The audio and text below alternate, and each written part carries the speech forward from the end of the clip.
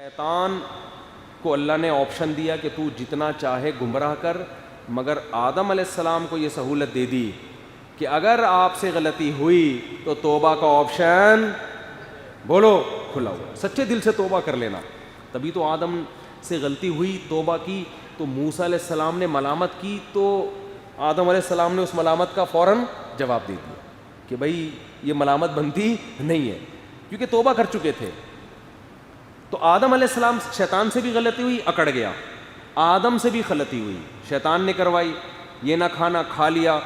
قرآن کہتا ہے جیسے ہی آدم کو سزا ملی ہے، وہ سب سے پہلی سزا، ہم نے جنت کا لباس چھین لیا۔ وَطَفِقَا يَخْصِفَانِ عَلَيْهِمَا مِن وَرَقِ الْجَنَّةِ، آدم اور حوا نے مل کر اپنے جسم پہ پتے ڈالنا شروع کر دیے۔ حالانکہ میاں بیوی تھے، آپس میں کوئی پردہ نہیں تھا، لیکن اس سے پتہ چلتا ہے کہ میاں بیوی ہو کے بھی نارمل حالت میں وہ ایک دوسرے کو برہنہ دیکھنا پسند نہیں کر رہے۔ آپ خود اندازہ لگاؤ کہ جب میاں بیوی کے لیے بلا وجہ برہنہ ہو کے بیٹھنا، بلا وجہ، یہ اچھا حیا کے خلاف ہے، تو ایک عورت کے لیے اپنے جسم کو غیر محرم کے سامنے ایکسپوز کرنا یہ کتنا برا عمل ہوگا۔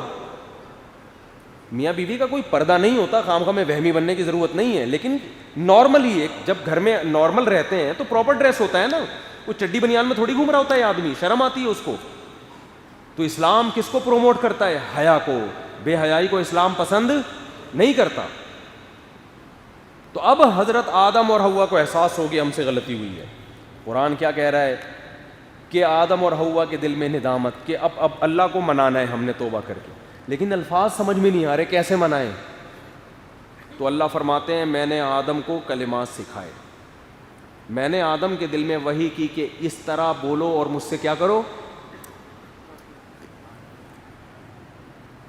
کیا عجیب سبق ہے ان آیات میں، کیا انداز ہے سمجھانے کا۔ یعنی غلطی ہو، ایک جب غلطی کر رہا ہے اسے دربار سے نکالا جا رہا ہے اور وہ کہہ رہے ہیں مجھے قیامت تک مہلت دو، اللہ کہتے ہیں مہلت دے دی، یعنی اس کے عذاب میں اضافہ ہوتا چلا جا رہا ہے۔ اور ایک کو اللہ خود سکھا رہے ہیں کہ ایسے توبہ کرو، اسے خود گائیڈ کر رہے ہیں کہ یوں کرو گے تو میں معاف کر دوں گا۔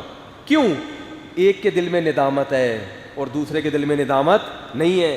جس کے دل میں گناہ کر کے ندامت نہیں ہے وہ اللہ سے لڑ رہا ہے، اللہ سے لڑ کے اللہ کی رحمت حاصل نہیں کی جا سکتی۔ اکڑ دکھاؤ گے تو اور زیادہ عذاب آئے گا، اللہ کسی سے دبتا نہیں ہے، اور اللہ کے سامنے جھکو گے بڑے سے بڑا پہاڑ جیسا گناہ بھی اللہ آپ کے سر سے ہٹا دے گا۔ آدم علیہ السلام کا لباس چھینا تو کوئی تعویل نہیں کہ بھئی یہ کیا ہو گیا، ابھی مجھے پہلے وضاحت تو کرتے، میں تو سمجھ رہا تھا یہ درخت سے مراد عین یہ والا درخت ہے، تو یہ تو وہ والا یہ والا تھوڑی ہے، اگرچہ اسی کی جنس میں سے ہے مگر یہ وہ تھوڑی ہے، پہلے وضاحت تو نا نا نا نا بھائی، اللہ کے سامنے لڑ رہے ہو، اللہ سے زیادہ کون سمجھتا ہے، اس کو دلائل دے رہے ہو، اللہ کے سامنے تو جھک جانا ہے۔